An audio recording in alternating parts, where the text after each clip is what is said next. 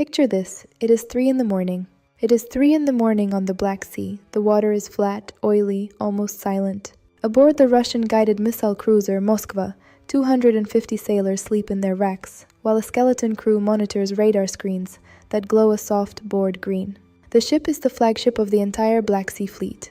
512 feet of Soviet-era steel, 16 P-1000 Vulcan cruise missiles loaded and ready. An S-300F air defense system that, on paper, can track and destroy targets from sea level to the edge of space. She is, according to every Russian naval doctrine manual, untouchable. And then a whisper appears on the water. 2 Ukrainian Neptune anti-ship missiles, each weighing nearly a ton, skim the surface at 15 feet altitude. They are closing at Mach 0.8. The Moskva's radar should see them. The Moskva's close-in weapon systems should shred them. But a Ukrainian TB2 Bayraktar drone is circling 7 miles to the west, and its electronic presence has drawn every sensor operator's eyes to the wrong quadrant of the sky. By the time the officer of the watch screams the order, the first Neptune punches into the port side just above the waterline. 4 seconds later, the second one strikes almost the same spot. The flagship of Russia's Black Sea Fleet lists, burns, and within 14 hours, she slips beneath the waves stern first, taking an unknown number of her crew into the dark. That was April 2022, and it was only the beginning. Amanda, what we are about to walk through is not a single event. It is a systematic, methodical, and frankly humiliating erasure of a naval force that once terrorized NATO planners from the Bosphorus to the Mediterranean. Over the span of just 2.5 years, Ukraine, a country with no navy to speak of, has crippled, sunk, or forced into permanent retreat more than 24 major Russian warships. Not with a carrier strike group, not with nuclear submarines, with drones that cost less than a mid-range sedan, and missiles built in a country that Russia swore it would conquer in 72 hours. The old world is dead. Every doctrine, every assumption, every war college lecture that said you need a blue water fleet to challenge a blue water fleet, gone, erased. What is happening in the Black Sea right now is the single most important revolution in naval warfare since the sinking of the Bismarck, and the terrifying part is that Russia knows it. They see it. They watch their own ships burn on telegram channels, and they still cannot stop it. But the real shock was not the Moskva. The real shock was what came after. Because Ukraine did not pause to celebrate. They accelerated. According to open-source intelligence compiled by the Center for Strategic and International Studies, CSIS, as of early 2025, the confirmed tally of Russian Black Sea Fleet losses stands at staggering levels. The Moskva, gone. The landing ships Saratov, Novocherkassk, Caesar Kunikov, destroyed. The patrol vessels Sergei Kotov, Pavel Derzhavin, struck and neutralized.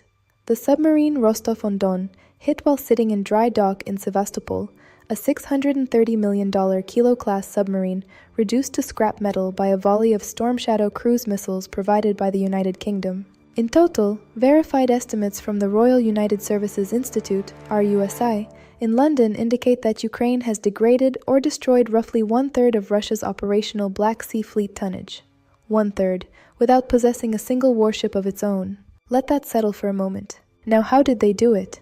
This is where the story shifts from shocking to genuinely revolutionary. The weapon that changed everything does not look like a weapon at all. It looks like a jet ski with a bad attitude. Ukraine's Sea Baby maritime drone is an uncrewed surface vessel, roughly 18 feet long, powered by a modified commercial jet ski engine, capable of carrying a warhead between 400 and 850 kilograms of high explosive. Its guidance system combines GPS waypoint navigation with a terminal optical seeker, essentially a waterproof camera linked to a Starlink antenna that allows an operator sitting in a basement in Odessa to steer the drone into the hull of a ship from 300 miles away. The unit cost, according to Ukrainian defense sources cited by Forbes, is between $250,000 on the high end. Compare that to the ships it destroys. The Sergei Kotov-class patrol vessel costs approximately $65 million. The ratio is obscene. For the price of one Russian patrol boat, Ukraine can build 260 suicide drones. But while the world watched the fireballs, something far more sinister was happening underneath the surface of this conflict. A transformation that admirals in Washington, Beijing, and New Delhi are studying with an intensity that borders on obsession. Ukraine did not stumble into this strategy. It was architected, deliberately, patiently, and with significant Western help that neither Washington nor London likes to discuss in public. The intelligence backbone behind every single successful strike on the Black Sea Fleet runs through a network that most media outlets barely mention. NATO's Alliance Ground Surveillance System, operating RQ-4D Phoenix drones from Sigonella Air Base in Sicily, provides persistent synthetic aperture radar coverage of the entire Black Sea basin. Every Russian vessel that moves, docks, or even shifts its anchor position is catalogued in near real time. That data flows through NATO's Maritime Command in Northwood, United Kingdom, and elements of it, sanitized, repackaged, and stripped of classification markers, find their way to Ukrainian naval intelligence within hours. A senior European defense official, speaking to Bloomberg on condition of anonymity, confirmed that the targeting cycle for Ukrainian maritime strikes has shrunk from days to under 6 hours, 6 hours from satellite detection to kinetic impact. Moreover, the United States Navy's P-8A Poseidon maritime patrol aircraft have been flying continuous loops over Romania and Turkey, their AN/APY-10 radars painting every square mile of water from Sevastopol to Novorossiysk. Officially, these flights are described as routine NATO maritime domain awareness missions. Unofficially, every flight path correlates almost perfectly with the timing of Ukrainian drone swarm launches. Coincidence is a word for people who are not paying attention. General Christopher Cavoli, Supreme Allied Commander Europe, stated in congressional testimony in March 2024 that the Black Sea operational picture has fundamentally shifted in a way that no pre-war model predicted. He did not elaborate. He did not need to. The satellite imagery speaks for itself, and here is where Russia's problem becomes not just tactical, but existential. Because the Black Sea Fleet did what any rational military force would do when it is being hunted. It ran.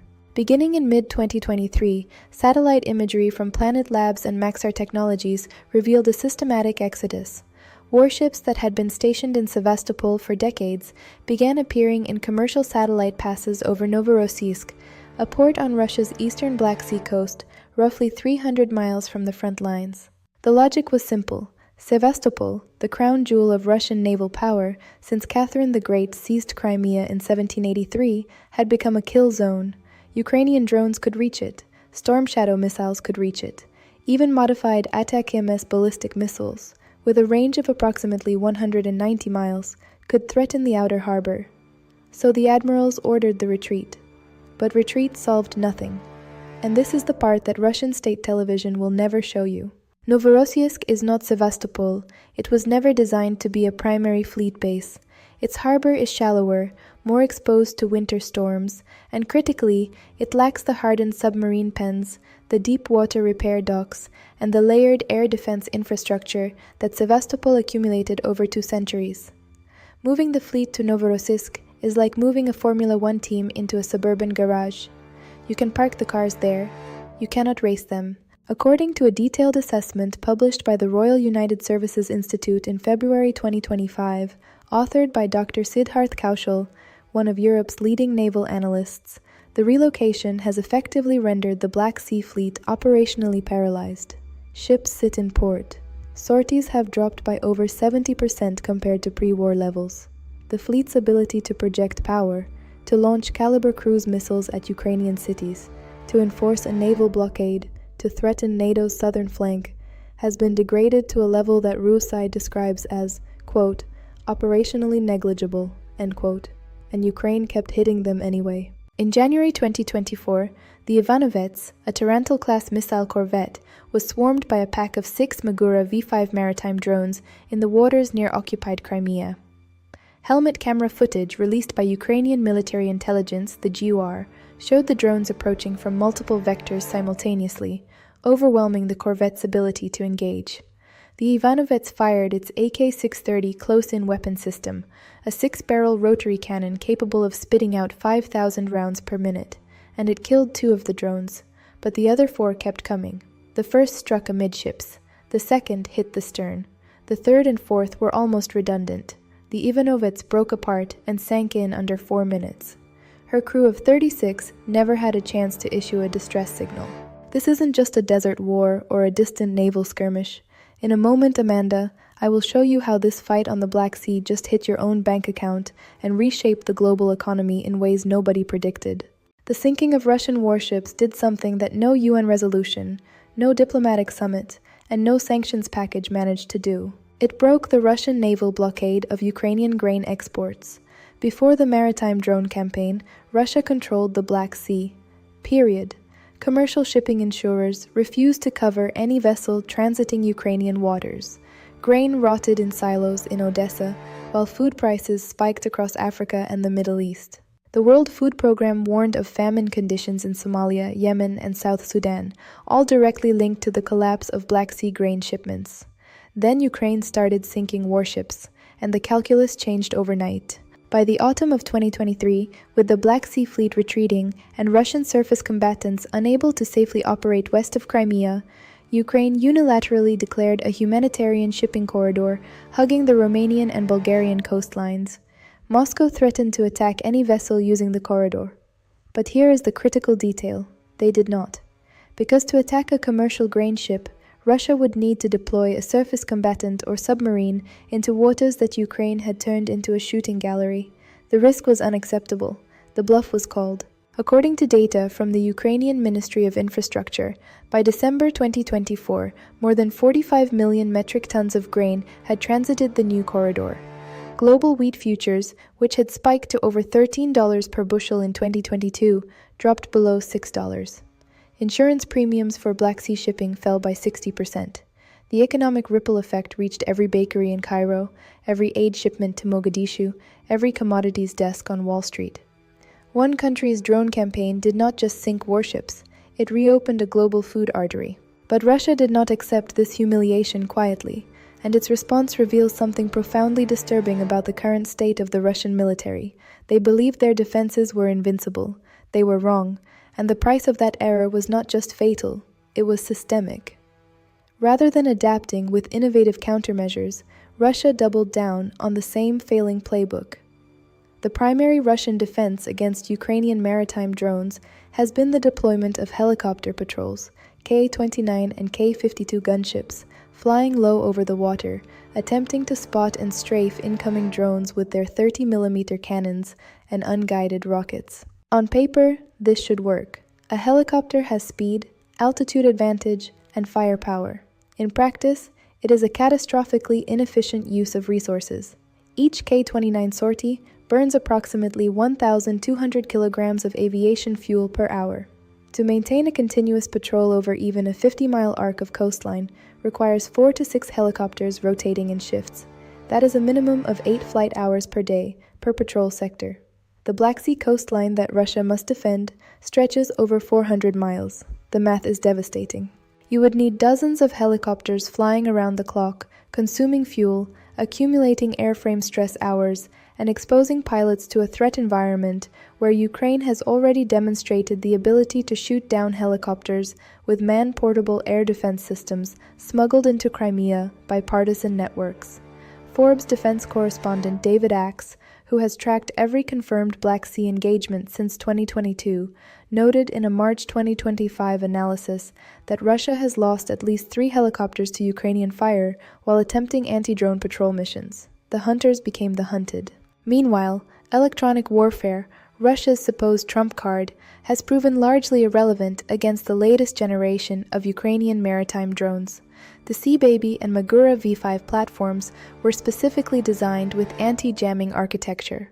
Their navigation systems can switch between GPS, GLONASS, inertial guidance, and visual terminal homing on the fly. If you jam GPS, the drone switches to inertial. If you jam all satellite signals, the optical camera takes over, guided by an operator through an encrypted Starlink data link that Russian electronic warfare systems have thus far been unable to reliably disrupt.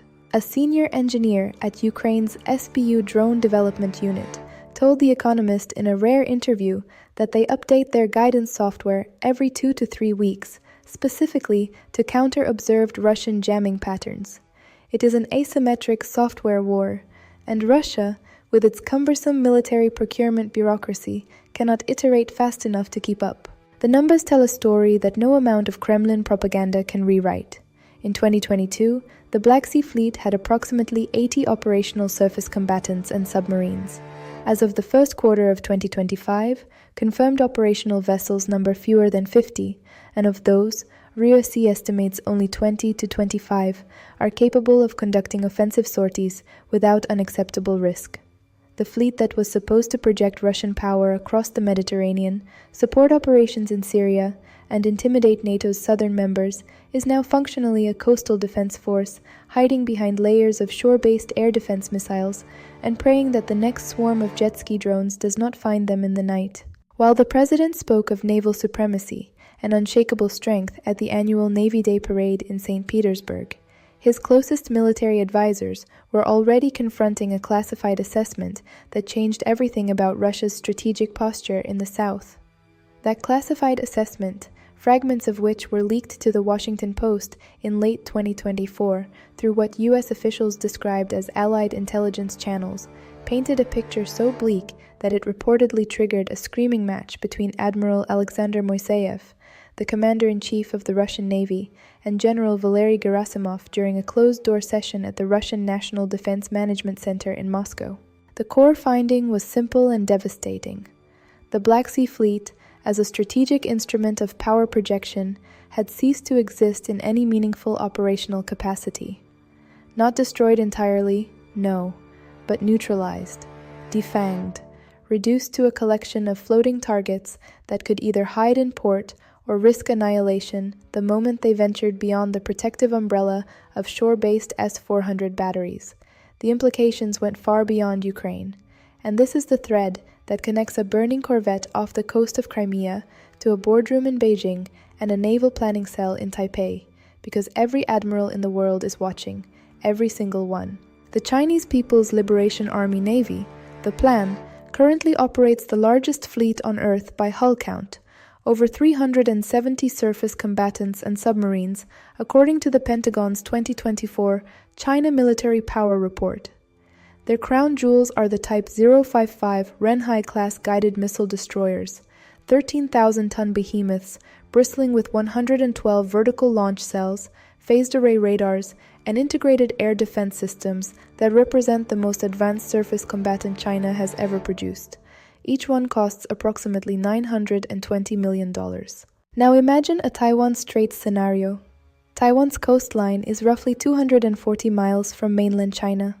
The strait itself is barely 100 miles wide at its narrowest point. Taiwan has been studying Ukraine's maritime drone campaign with an intensity that borders on religious devotion.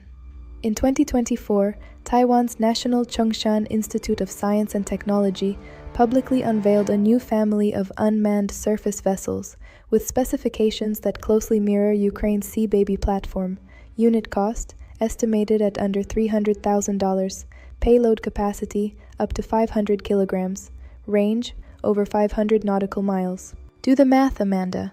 If Ukraine, fighting with improvised weapons and donated technology, can destroy 1/3 of Russia's Black Sea Fleet, what happens when a technologically sophisticated nation, like Taiwan, deploys thousands of purpose-built maritime drones in a narrow strait against an invading armada? The answer is written in the burning wreckage scattered across the floor of the Black Sea.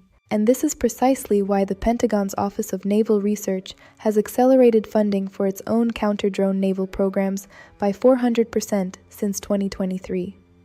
The U.S. Navy's Unmanned Task Force, stood up under Rear Admiral Casey Moton, is now running continuous exercises in the Persian Gulf and Western Pacific, specifically designed to test defenses against swarming maritime drones. The results, according to a Government Accountability Office report released in January 2025, are, quote, deeply concerning, end quote. In simulated engagements, swarms of 12 or more low-cost drones consistently penetrated the defenses of Arleigh Burke-class destroyers, the backbone of the United States surface fleet, when attacking from multiple vectors simultaneously. The Phalanx close-in weapon system, America's last line of defense, was designed to engage incoming anti-ship missiles traveling at supersonic speeds on predictable trajectories. It was never designed to engage a dozen targets simultaneously, each traveling at 50 knots, each capable of independent evasive maneuvering, each approaching from a different compass bearing, There were only 90 minutes left in the final simulated engagement at Naval Station Key West. Here is what happened when the destroyer's combat team finally ran out of ammunition for the close-in weapon systems. 3 drones were still inbound, and there was nothing left to stop them. The simulation ended with a kill. The destroyer was ruled mission killed by the exercise referees. And in the debrief room, according to a Navy official who spoke to Defense One on background, the captain of the ship sat in silence for a long time before saying 5 words: "We are not ready yet." But this is not a story of American vulnerability. This is a story of what happens when the assumptions that govern naval warfare for a century collide with a reality that no war college textbook anticipated, and it demands that we look forward. 3 scenarios now define the future of the Black Sea, and by extension, the future of naval power itself. The first scenario is managed stalemate. Russia accepts the de facto loss of naval dominance in the western Black Sea. The fleet remains bottled up in Novorossiysk. Ukraine continues to operate its humanitarian grain corridor. Neither side escalates further at sea. The Black Sea becomes a frozen conflict zone on water, mirroring the static front lines on land. This is the outcome that most European defense officials privately consider most likely in the near term.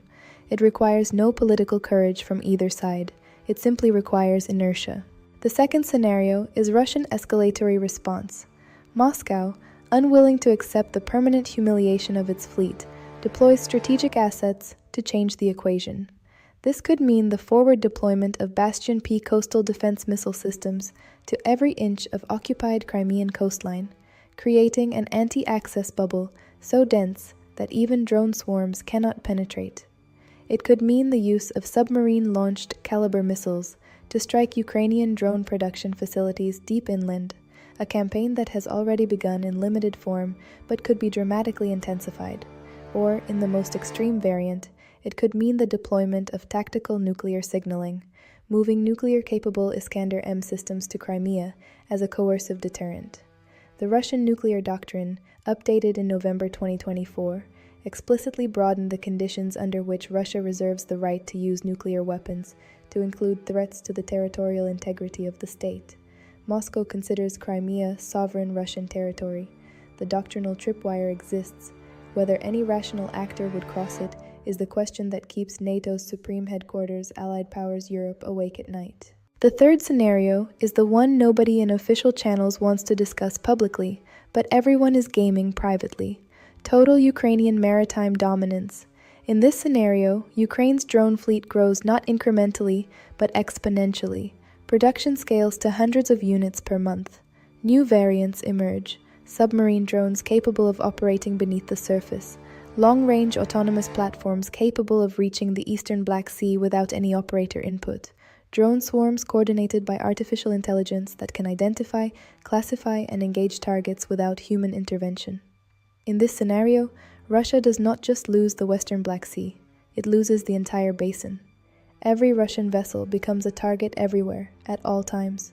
The Black Sea Fleet does not retreat. It ceases to exist as a coherent military formation. This third scenario is not science fiction, Amanda. Ukraine's Deputy Minister of Defense, Hanna Maliar, stated publicly in a briefing in September 2024 that Ukraine's goal is to make the Black Sea functionally inoperable for the Russian Navy, not degrade, not deter, eliminate as an operational space. When asked about the timeline, she smiled and said, "We are ahead of schedule." And this is the part of the story that transcends Ukraine and Russia entirely, because what is happening in the Black Sea is not a regional anomaly. It is a preview, a proof of concept, a demonstration broadcast in high definition to every navy, every defense ministry, every insurgent group, and every non-state actor on Earth. The message is elegant and brutal in its simplicity. You do not need a fleet to kill a fleet. You need ingenuity, commercial technology, satellite internet, and the willingness to send a $200,000 drone against a $200 million warship and accept those odds with a smile. The aircraft carrier, the guided missile cruiser, the billion-dollar destroyer, these are the cathedrals of 20th century naval power, and like all cathedrals, they were built for an age of faith. Faith that size equals survival, faith that cost equals capability, Faith that the nation with the biggest ships controls the sea. That faith died in the Black Sea. It died at 3 in the morning, in the dark, killed by a weapon that looks like a jet ski. The Russian Black Sea Fleet is not vanishing because of some temporary setback or a single stroke of bad luck. It is vanishing because the fundamental logic of naval power has shifted beneath it like tectonic plates, and there is no countermeasure, no doctrine update, no amount of propaganda that can reverse what has already been proven in fire and salt water.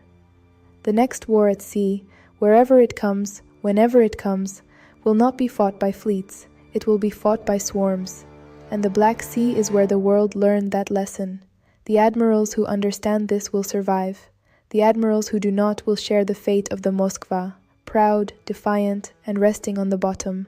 The Black Sea no longer belongs to Russia. And if the world is honest with itself, it no longer belongs to the age of the battleship either. It belongs to the age of the drone. And that age has only just begun.